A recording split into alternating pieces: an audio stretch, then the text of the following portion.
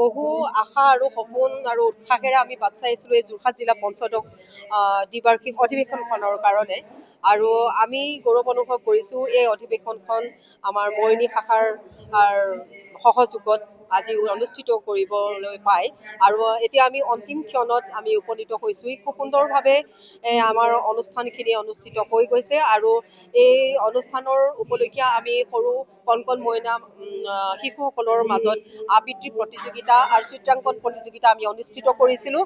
8খনমান বিদ্যালয়ৰ ছাত্ৰ ছাত্ৰীসকলে আমাৰ এই অনুষ্ঠানত অংশগ্ৰহণ কৰিছিলে।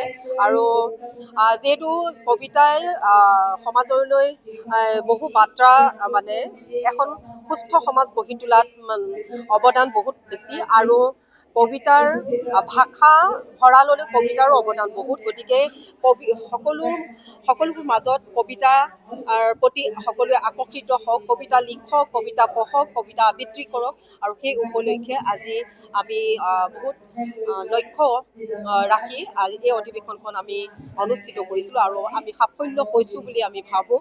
খুব সুন্দৰভাৱে সকলোৰে সহযোগিতাত এই অনুষ্ঠানখন সমাপ্ত হৈছে আহি। আৰু আমাৰ এই কবি সন্মিলনখনত অধিৱেশনখনত বহুতো গুণী জ্ঞানী আৰু বহুত সুকবিসকল আজি ইয়াত উপস্থিত হৈ আমাৰ মৰিয়নীখন আজি কবিময় হৈ পৰিছিল। আৰু সকলোৱে আমি খুব সুখী।